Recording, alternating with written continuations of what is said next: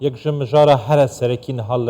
روشهلاتا نواراز دشین بجن لجهانی جی کواف ایرشن ایران نبو سر اسرائیل لی پرسا هری گرنگ که هیانها به برسوه لجم جهانی بشیوه یکی گشتی و تبتی روشهلاتا نواراز آیا اسرائیل ده برسوه هبیتن برسوه برو واجی بو سر ایرانی یا نه هرچند اسرائیل گوتیه ده برسوه دمکی گنجای ده هبیتن لبریادم که پنتاگون کنگره کاروشنامانی هبود دوگود کو اسرائیل برسفنا بیتن بو سر ایران درباره و مجاره و مجاره چون محمد شیع سودانی سرک وزیر العراق کن حال امریکا یا دیگل مزن برپرسن امریکا سرک بایدن تجوین بردوام دایا آیا اوه مجاره و گرینگی یان بشن باندورا خو هبیتن لسر و سردانی یا نه دیگل برس کنیس تیمرمان سیاست وانو وکولر سیاسی امریکی لفلوریدا و مجاره گوتوبیش بکن برس کنیس تو بخیراتی جبو کردستان بسیار دست بی که و خاندن و نرخاندن و بزان بم لسر سردانا سرک وزیر العراق محمد شیع سودانی جبو امریکا یعنی هیچ باندوریک و سردانی داده درست کتنه و ایرشن ایران بو سر اسرائیلی یا نه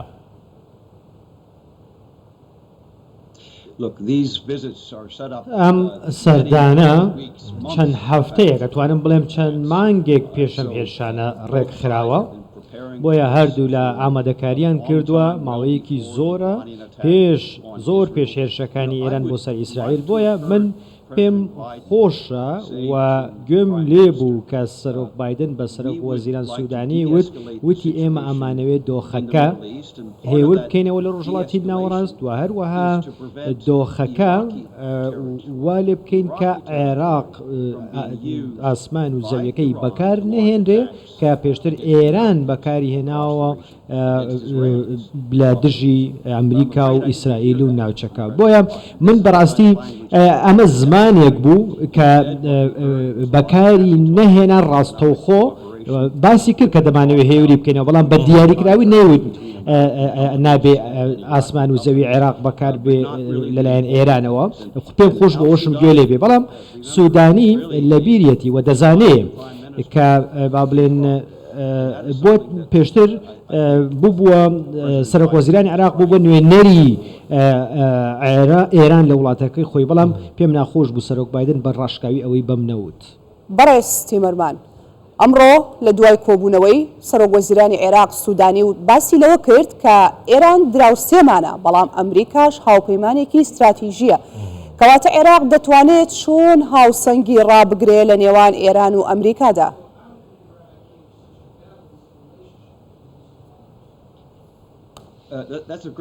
پرسیارێکی زۆر نایابە بۆیە پرسیارێکیشە کە دەبێت سوودانی وەڵامی بداتەوە دەبێتە سەر شاشە و بە هەموو دنیا بڵێ زۆر زەحمەتە ڕاگررتنی ئەم باڵاسا ئێمە ئەو ڕاستیە دەزانین کە کاندیدی ئێرانیش بووە بۆ سەرۆک وەزیران هەموو خەڵکی ئەوە تێگا و ئێمە ئەوەش باش زانین کە زۆرێک لە ئەو سەرۆک وەزیرانانی پێشوو کە ئێران پشتیوانی کردوون و بۆ نمونە ئێران کۆنتترۆلی نەکەنها سەرۆک وەزیران سەرچاوەکانی عێراقی کردووە پێگە و دەسەڵاتەکانی عێراقی کردو وەزارەتەکانی عێراقی کردو بۆیە زۆر گرنگە چونکە ئەم کەسانی کە هەڵدەبژێردرێن دەبنە با بڵێن بەرپرس لە حکوومەتدا ئەوان دێن سیاسەتی ئێران لە حکوومەتەکاندا جێبەجێ دەکەن بۆیە من زۆر خۆشحاڵ بووم بەوەی کە سوودانی وتی ئەمریکا دەمانەوێت ببێتە هاوپەیمانێکی استراتیژی ئێمە ئەمە شتێکی زۆر باشە بەڵام نابێ با بڵێن پەیوەندیەکی تاکلایەنە بێ ئەمریکا بدا و لە بەرامبەر عێراق هیچ نەداتەوە لە بەرامبەریدا چونکە ئێمە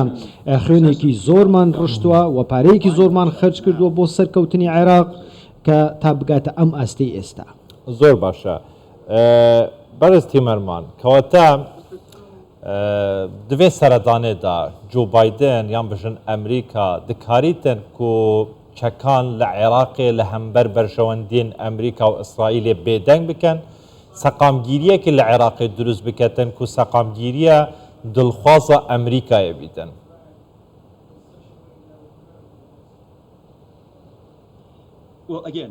جارێکی دیکە ئەمە شتێکە کە من بەڕاستی و هیوا ئاخوازم سەرۆک بایدن ئەمەی لەگەڵدا باس کرد بێ و گوێم لێ نەبووە بەڵام لەوانەیە باسیشیان کرد بێ ئەمە بابەتێکی زۆر گرنگە چونکە ئەم هێرشانە لە دژی بنکە سەربازیەکانی ئەمریکا لە سووریا لە عێراقەوە هێرشەکان ئەنجام دراوە لە ئێران و لە میلیشەکانی سەر بە ئێرانەوە هێرش کراوەتە سەر ئاسمان و زەوی عێراق بۆ سعودیە دەبێ ئەمە ڕاوەستێ بۆیە ئەگەر سوودانی بە دڵنیاییەوە دەیەوێت کە هەماهەنگیەکی باش و استراتیژی هەبێت لەگەڵ ئەمریکادا دەبێ بە شێوەیەک لە شێوەکان دەبێ گەیشتبێتە ئەو باوەڕەی ئەو قەنەعەتە تەواوی کە ئیتر حەشدی شعبی نابێ بەم شێوەیە بەردەوام بێ و ڕێگەیان نەدا جارێکی دیکە موشک لە ناو خاکی عێراقەوە بگرنە ئیسرائیل و وڵاتانی دیکە باڵێ بەڕێز تیمەرمان باس لەوە دەکرێت ئارامی و سەقامگیری و ئاسایشی عێراق گرنگە بۆ ناوچەکە و بەلای ئەمریکاشەوە گرنگی خۆی هەیە من لە ڕۆژانی ڕابردوو راپۆرتێکم خوێندەوە باسی لەوا کرد کە عێراق سنتەری داڕشتنی سیاسەتی ڕۆژهەڵاتی ناوەڕاستە پێم خۆشەوەکو لێکۆڵەرێکی سیاسی بزانم خوێندنەوە چییە لەسەر ئەو قسەیە ئەو کۆمنتە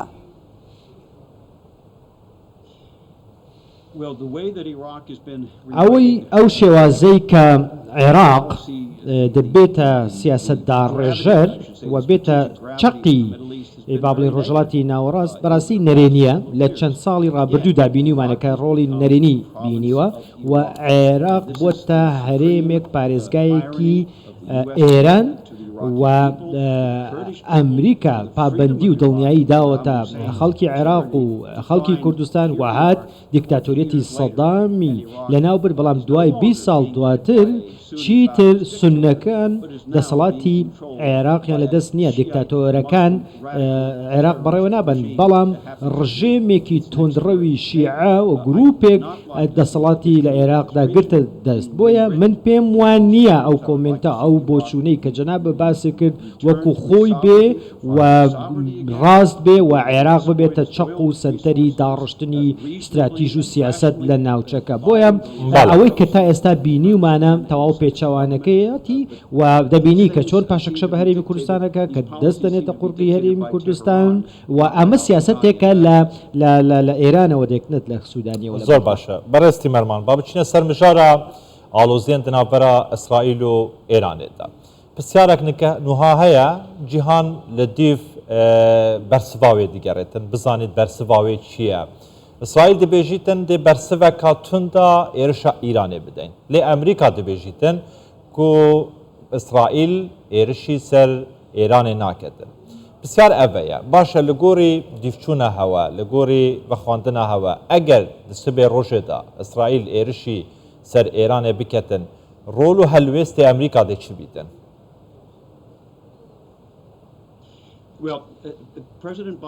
سەرۆک بایدن ڕایگەیاندووە کە ئەمریکا نابێتە بەشێک لە هێرشەکانی ئیسرائیل بۆ ناو خاکی ئێران ئەگەر من بە هەڵا تێنەگەیشتوم نەیوتوە ئێمە ڕێگری دەکەین لە ئیسرائیلەوەی کە هێرش بکە دەڵێن نامانەوێ هێرش بکە بەڵام نەیوتوە ڕێگری لێ دەکەین ڕێگەی نادەین دەبینن کە لە کۆنگرس پاڵپشتێکی تەواو هەیە دەڵێن ئیسرائیل مافی خۆیەتی بەرگری لە خۆی بکە بەڵام ئەمە زۆر گرنگە و ئەمە ئەبێ لەوە تێبگەین ئەو راپۆرتانەی کە هەن و لە تورکیاوە بڵاو دەبنەوە باس لەوە دەکەن کە سەرۆک بایدن قسەی لەگەڵ هاکان فیدان کردووە وەزیری دەرەوەی تورکیا کە زۆر نزیکە لە ڕژێمی ئێرانەوە چەندین جار قسەی لەگەڵ کردووە و لەگەڵ باڵیۆزیش بە هەمان شێوە قسەی لەگەڵ کردووە باڵیۆزی ئەمریکا پێش هێرشەکەی ئێران واتە وا دەرەکەوێت کە سەرۆک بایدن لە ڕاستیە ئۆکەیەکی داوەتە ئێران بۆی کە هێرش بکاتە سەریان بەڵام بە شێوەیەکی سنووردار وتوێتی خەڵکی سڤیل نەکەیە ئامانج تەنها بنکە سەربازیەکان بکەرە ئامانج و دڵنیا بەوە لەوەی کە هۆشداری پێشوەختە دەدەیتە ئیسرائیل من بەدڵنیایەوە من ناڵێم بایدن ئەمەی وتووە بە ئاشکرا بەڵام شتێکی وا لە پشتی پەردەوە ئەو گوزەرێ و باسی لە یەکرێنەوە پێی دەڵێن لە پشت پەردەی ڕووداوەکان ئێرانەواتە پەیام گۆڕینەوە هەبووە لە نێوان ئێران ئیسرائیل ئەمریکا و ئەمریکا و لەگەڵ فەڕەنسا و بەریتانیا لەگەڵ ئوردن بەشدار بوون لە بەرگریکردن لە ئیسرائیل و نەشیان وتووە ئێمە ڕێگە نادەن ئیسرائیل تۆڵە بکاتەوە لە بەرامبەر ئێران. بەڕێز تیمەرمان من وا تێگەیشتم لە شرۆڤەکانی بەڕێزت کە ئەوەی ڕوویدا لە ڕۆژهەڵاتی ناوەڕاست لە نێوان ئێران و ئیسرائیل جۆرێک لە ڕێککەوتنی پێشوەختە هەبوو بێتەواوە؟ ئەمە ئێمە لە ئینگلیزیە پێڵێن بووکی دانس واتە وەکو شانۆیەک هەیە هیوادارم ئەم شانۆیە ئەوەی کە ئێمە دەبینیمان 300 موشک و درۆن ئاڕاستەی ئیسرائیلکەن ئەگەر شانۆ نەبێ ئەگەر نواندنێک نەبێ بەڕاستی ینی سپاس بخوا کە کەس نەکوژرا بەڵام تو 300 درۆن و موشک بنێری ئەگەر سیناریۆ نەبێ پێت وایە کەسێک پێوە نەبێ پێت وایە 99 لە سەتی موشکەکان نەگەنەجێی خۆیان بەڵام ئەمە بۆ وای کرد ئێران نواندنێکی کرد بۆ دامرکاندنەوەی ئەو تووڕێیەی لە ناوخۆ هەبوو و ئەو شەرمەزاریەی تووشی بوو لە بەرامبەر هاوپەیمانەکانی بۆی کە وەڵامێک بداتەوە بەڵام وەڵامێکی با بڵێن پێشوەختە لەسەر ڕێککەوتوو لەسەری فەڕەنسا بۆ نمونە ئەگەر ڕێککەوتن نەبێ وڵاتێک دەتوانێت 300 درۆن و موشک ئاڕاستی ئاسمانی هیچ وڵاتێکی دیکە بکە بەبێ ئەوەی کە هیچ وەڵامێک وەربگرێتەوە. بەڕاستی بەرمان من پێم وایە دەبێ نەتەوەیەکردوەکان و ئەنجومەنی یاسایی سزای ئێران بدا. دوا پرسیار زۆر بە کورتی وەڵامان بەرەو سوپاس دەکەم باست کرد کە ئەوە جۆرێک بۆ لە شانۆ لە نێوان ئێران و ئیسرائیل دەمێ بپرسم ئەمریکا تا چەند بەشدار بووە لە نمایشی ئەو شانۆیەدا؟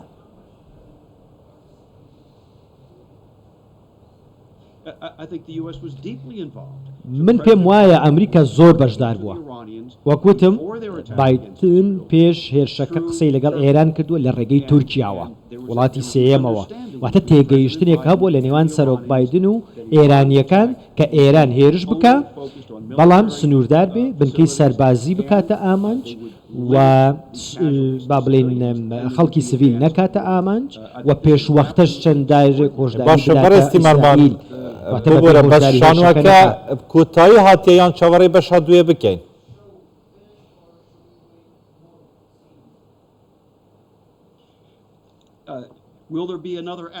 من پێم وایە شانوێکی دیکە هەیە من ناتوانم بە دڵنیاییەوە بڵێم بەڵام پێم وایە ئیسرائیل ئامادەکاریەکە بۆی کە بە شێوەیەکی کاریگەر لەوانەیە تەنها هێرش نەکاتە سەر ئێران ئێستا بەڵام ئاکرێ سێش بکاتە سەر سەرکردەکانی با بڵێن سوپای قوتس سوپای پاسداران ئەوەی کە هێرشی کرایە سەر لە 1/4 ئەم مانگە لە دیمەشق وە کوژران ئەمە پلانداڕێژەری هێرشەکەی 7 ئۆکتۆبر بوو بۆ سەر ئیسرائیل بۆیە بە دڵنیاییەوە هێرشی دیکە دەبینین بەڵام باوەڕ ناکەم هێرشی ڕاستەوخۆ بۆ ناو ئەمریکا بێ بەڵام هەر شتێک ئیسرائیل بیکە ئەمریکا و کۆنگرس پشتیوانی لێەکە. بەڕێز کەنێت تیمەرمان سیاسەتمەدار و لێکۆڵەری سیاسی ئەمریکی لە فلۆریداوە سوپاس بۆی کە بەشدار بووی لەگەڵمان. سوپاس.